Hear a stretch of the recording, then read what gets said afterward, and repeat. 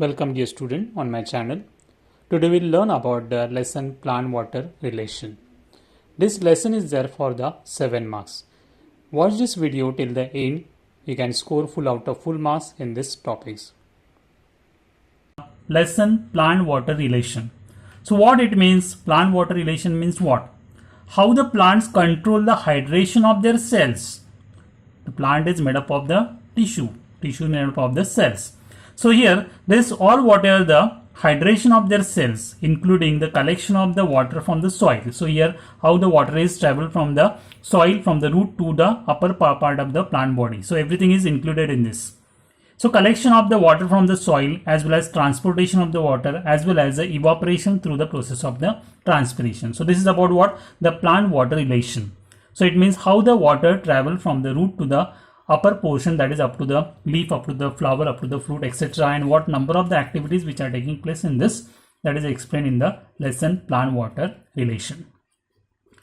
Now we know that here plant prepare the food. Plants are the autotrophs which prepare their own food. So here for preparation of the food they require the main, that is the water, as well as along with the water it requires the minerals, it requires the nutrients, as well as the various gases like the oxygen, carbon dioxide, etc.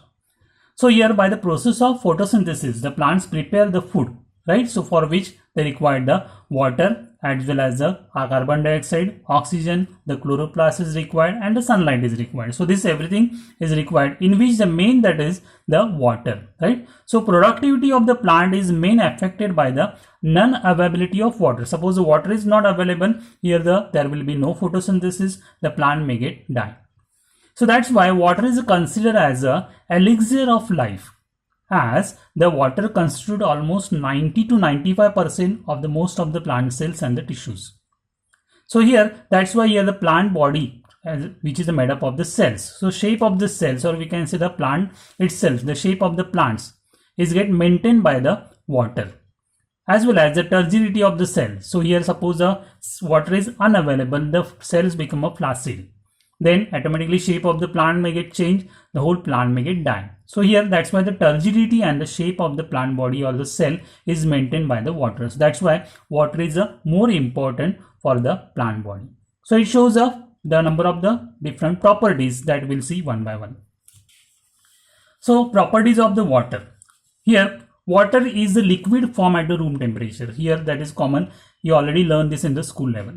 It is a universal solvent, as we know that number of the solutes are there which are get dissolved in the water. That's why it is called as a universal solvent. Okay, as well as it is a inert inorganic compound with the neutral pH when in the pure form. So here whenever the water is in the pure form, it's a pH. So hydrogen and concentration, what it is a 7. That's why it is a neutral. Right. So suppose some of the chemicals will get added in the pure water, it may become a acidic or it may become a alkaline. So here for the plant it should be in the pure form, it should be in the neutral form.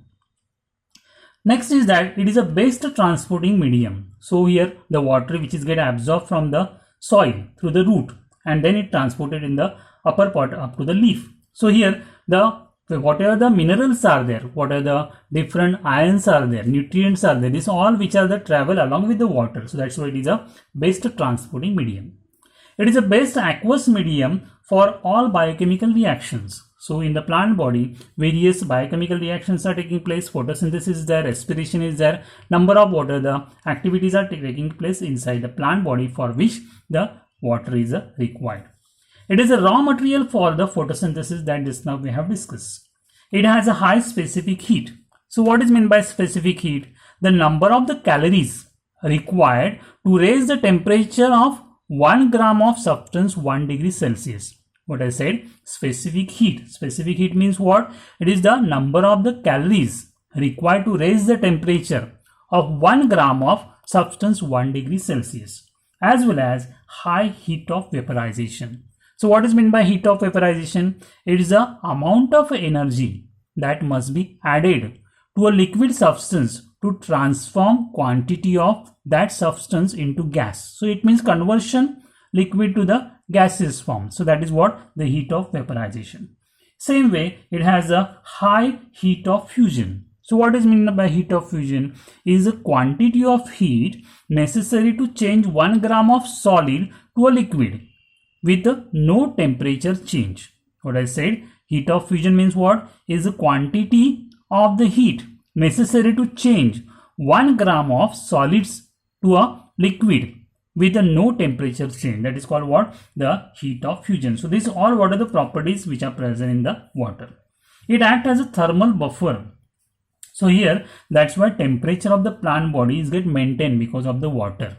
Okay. So here same during the transpiration, the water vapors which are coming out through the leaves, and that's why surrounding temperature also get maintained. So here it acts as a thermal buffer. Next to that, here we'll see about the special properties of the water. So what are the special properties of the water? Water molecule have a good adhesive and the cohesive force of attraction. What is meant by adhesive? So adhesive means what? Here the water molecule form the hydrogen bonds with other molecules. That is adhesion. And what is meant by cohesion? Water molecules stick together. So here the cohesion force between the two molecules of the water. So same molecules, when they stick to one another, it's very difficult to separate them. So for separating that, the more than atmospheric pressure is required. So that's why here the water molecule stick to one another by the cohesive force, and the same number of water molecules will stick to the another molecules with the other molecules which are present on the cell. So that's why here the cohesion and the adhesive force is there, which is required for the transportation of the water in the upper direction. So here if you see here in this we can say that here the two hydrogen bonds are there, which are covalently bonded with a single oxygen atom. So this is about what the structure of the water. So each water molecule, suppose this one water molecule, another water molecule, which stick to one another, cannot separate easily. So here that force is there, which is called as a cohesive force. And suppose this the water, this is the capillary is there. So here the water molecules which are stick by the its cohesive force, and these water molecules stick to this another molecule of the capillary, and because of that it forms a force that is called as the adhesive force. So this cohesion force and adhesion force as well as the surface tension is there. Because of that, water goes in the upper direction through the capillary. That is called as the capillary action. It goes in the upper direction. So how the water travels from the root to the leaf to the tip of the plant body, that is by the process called as the capillary action with the help of the adhesive and the cohesive force. So it shows the capillary action due to surface tension, adhesive and the cohesive force. Okay, so this is about what? These are the special properties are there about the water. Next is there we'll see about the water absorbing organ. So root is a main water absorbing organ, right? So how the plant get connect to the soil? Plant connect to the soil by the root itself. So terrestrial plant absorb water in the form of the liquid from the soil. Water present in the soil, that is in the form of the liquid, that is absorbed by the root. These are the terrestrial plants. While the epiphytic plants like the orchids, so the plants which are growing on the branches of the tree, that are called as the epiphytic plants. The example is the orchid, which absorbs the water vapor from the air. So these epiphytic plants are there. These epiphytic plants, they have the hanging roots. So suppose this is one branch is there of the tree, and on this the orchid plant is there. This orchid plant is there. This produces a special type of the root. So these hanging roots are there. These hanging roots are there which have the special tissue that is called as a velamen tissue.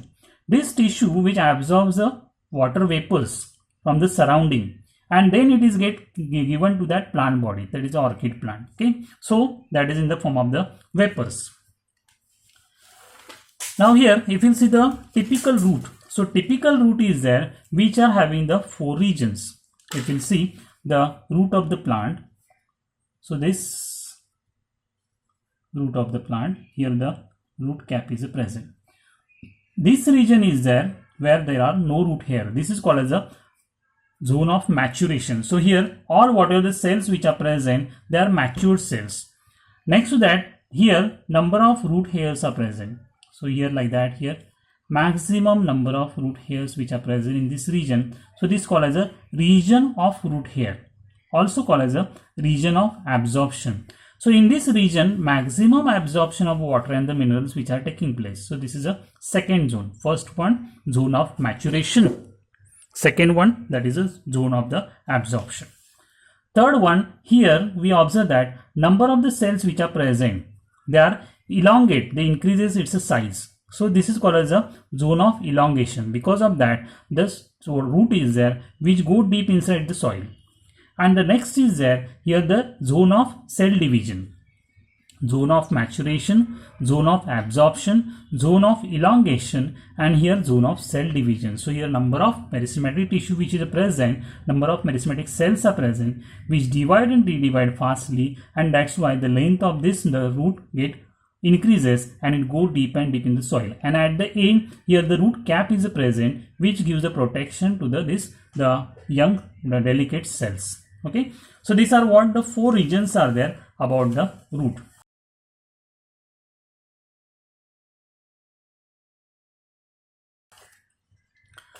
Now here this root hair is there, this root hair which is developed from this surrounding cell. So here the surrounding cells are there. If you see that these are what the cells which are present here. These cells are there which develop to form the root hair. So these cells are called as a epiblema cells, which are the epidermal cells are there which extended itself and then it forms the root hair, that are called as a epiblema cells which developed from the unicellular root hair. Now this root hair is there. If you see this root hair, if you see the structure of, now this is a root hair which is developed from this outer cell. This root is there, these cells are there, this I am showing here. So here this is called as a epiblema cell which extend to form the root hair. Now this root hair is there, how it is unicellular, it is having the single cell, that's why unicellular. Cytoplasmic extension it is unicellular and it has a cytoplasmic extension. And this is having the length approximately 1 to 10 millimeter long, approximately 1 to 10 millimeter long, which is a short lived. It survive only for the few days. Okay, it is a tube like structure, then as well as it is a colorless, as well as it is unbranched, do not have any branches. So unicellular, colorless, elongated, delicate, as well as a tube like structure. Okay, and which is a short lived. This cell, whatever the root is there, root hair is there, this root hair which is having the cell wall, this cell wall is a thin cell wall and it is a double layered, double membrane. Outer membrane is there, outer membrane. So here if you see that this what is the inner membrane. So this one is the outer membrane and this one is the inner membrane. So outer membrane is made up of what? The pectin, and the inner membrane which is made up of what? The cellulose.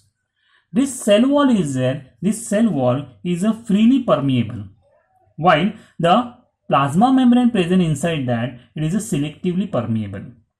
Here inside that cell it shows a large vacuole, inside that cell it shows a large vacuole, surrounding to this it shows the presence of the cytoplasm.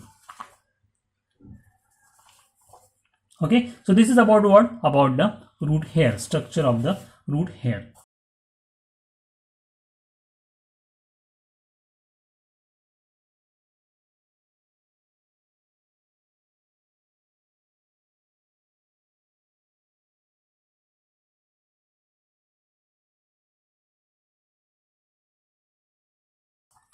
Next to this here, we'll see about the next topic, that is water availability to the root for the absorption. Now here, this water availability for the root, the plant absorb water from the rhizosphere.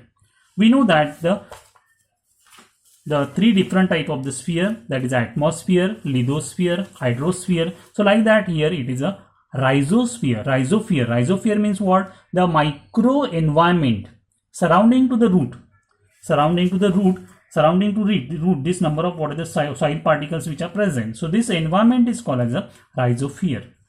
So this surrounding, it has whatever the soil is present surrounding to this root, which is having the four types of the water available. So which are four types of the water available? First one, gravitational water. So which is called as a free water. This water percolate deep when the rain is falling. So that time this all water is there, which goes very deep inside the soil. And this water is not available for the plant because the root cannot reach up to the deep where they are at the water table. So that's why this water is not available for the plant. Second to this here, hygroscopic water. Hygroscopic water. So here fine soil particles which are present surrounding to root. Here number of the fine particles are present. So these fine particles are there which are imbibe, or we can say which absorb the water and hold it. So that's why here the water is holding to this soil particle is also not available for the absorption for this plant. Third one is there which is called as a combined water. So combined water is there which is a combine. It is a combine. How it is a combine? It is a present in the form of hydrated oxides of silicon and the aluminum. So that's why it is in the combined form. So that's why this is also cannot absorb by the root of the plant. That's why it is also not available to the plant for the absorption. Fourth one is there, that is a capillary water. So this capillary water, so in between the soil particles, suppose these are the soil particles are present. So in between that, this water, the space is present.